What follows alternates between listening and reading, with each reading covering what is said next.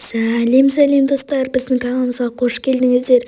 Достар, бүгінгі видеода мен осындай товарды өтетін боламын. Бұл видеода мен троллингке қарсымыз деген видеоны түсіретін боламын.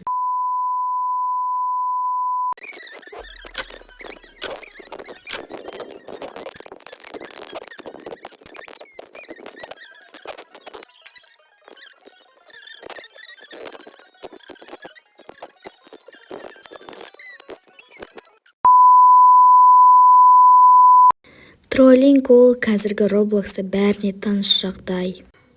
Кәдімгі тілмен айтқанда, троллинг ол біздің заманымыздағы буллинг.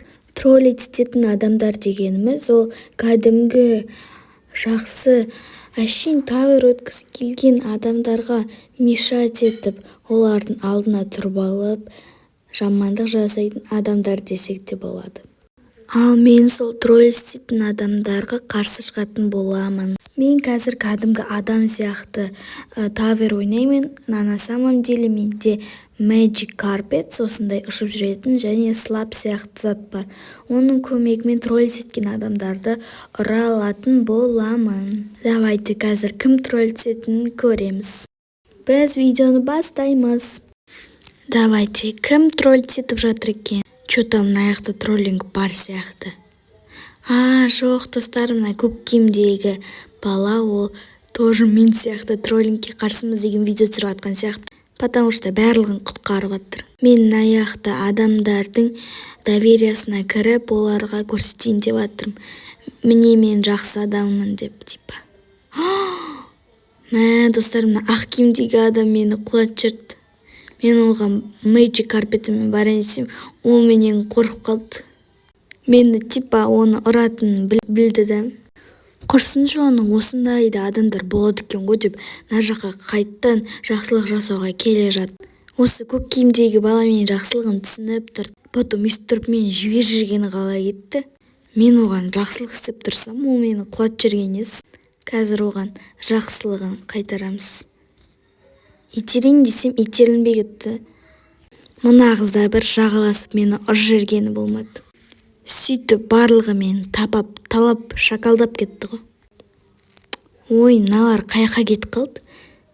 Тавердің қай жағына кетіп қалдым деп түсінбей тұрсам. Жаңағы мені ұрған адам сөйткен адамдар кетейін десем, мына жақта жоқ қой. Только осындай троллить ететін адам тұр. То есть беконшы тұр, оны ұрайын десем құрсыншы дедім, потому что қасымдағы тұрған бір бекон адам оны уже ұрып жүрді. Поэтому мен екінші троллить ететін жерге кеттім, потому что бірінші троллить ететін жер ол жер тып-тыныш болып қалыпты. Міне обычный просто тавер өтіп жүрген адамға ұқсап, оңай жолмен өтіп бара жатырмын. Мен как будто троллинг көрмеген обычный адам сияқты келе жатқандай вид істеп жатырмын. Ал хотя менде Magic Carpet пен слап бар. Короче, мына жақта түсінбей жатырмын, троллинг бар ма, троллинг жоқ па деп. Қазір құлататын шығар деп тұрсам, мына жақта ешкім жоқ, тып-тыныш екен. Поэтому осының көмегімен астын көруді шештім. Мына жақта мені ұрып жүрген адам жүр ғой.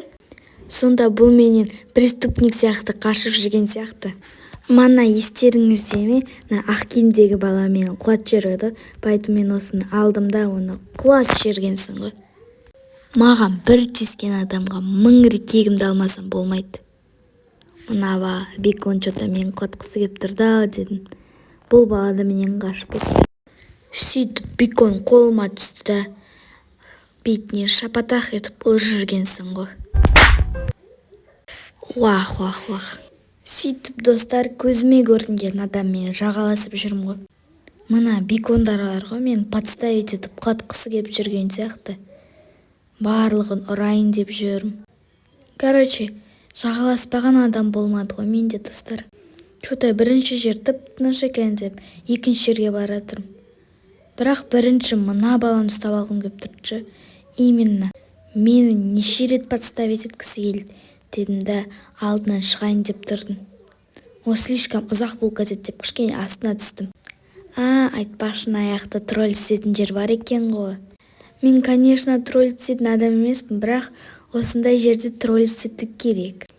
Ұзақ күтіп тұрсам, мына аяқтан хитрый жолмен шығыпты ғой. Ойбу, ұят болып қалды.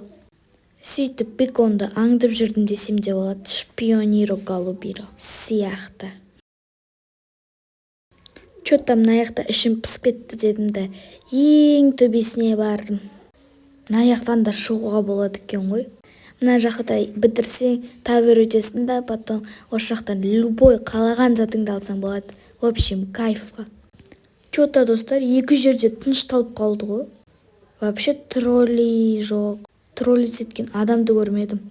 Бірақ манағы ақ киімдегі баланы киігімді от души алып алдым ғой. Үш реттен. В общем, кайф болып қалдым достар. Киігімді алып дейсің ғой. Мына жақта чё-то троллей істетін адам жүрген сияқты деп бір қарап қоям. Сөйтіп осы картадағы барлық игрокты аңдып шықтым. Жаман қылық жасады ма или жасамады ма деп. Мына қыз именно чё-то подозрительный болып тұр. Дедім да оны слаппен тарс етіп ұрдым. Но манағы бекон емес па деп тұрдым да. Бірақ бұл картада бекон көп қой деп тиіспей қойдым. Сөйтіп адамдарға көмектескім келіп, мен троллей ететін адам емеспін деп мына жаққа тұрып алдым. Олардың довериясына кіріп. Менің ойымша жазықсыз адамдарды троллей етудің қажеті жоқ. Себебі сен троллей еткенмен ештеңе де шықпайды. Сөйтіп ойнап жүрдім троллей ететін адамдарды күтіп. Адамдар да жалыққан сияқты троллей етіп.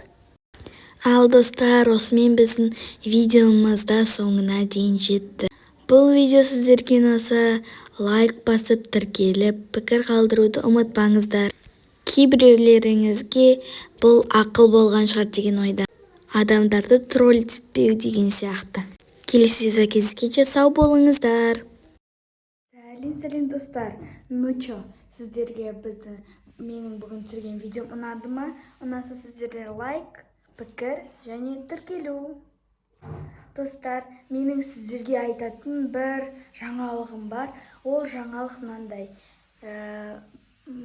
Бір аптадай Нашах, Асылнат және мама видеоға түспейтін болады. Оның өздерінің себебі бар. Оның себебін мен сіздерге бұл видеода 10.000 просмотр жиналса ғана айтатын боламын. Ну, если ол сіздерге, конечно, қызық болатын болса. Достар, бұл видеода мен бәріне таныс жағдай троллингке қарсымыз деген видео түсірген болатынмын. Бұл видео өте қызық болып шыққан сияқты, себебі бұл видеода мен барлық троллей еткен адамдарды слаппен тарс етіп ұрып жібергенмін. Сіздер де Роблокста сондай ойын ойнап көрдіңіздер ме? Комментарийға жазып кетіңіздер. Айтпақшы достар, егер бұл видеода 100 лайк жиналатын болса, мен бұл видеоға қарама қарсы, наоборот, біз адамдарды троллей етеміз деген видеоны түсіретін боламын. Ал ендеше келесі видеода кездескенше сау болыңыздар.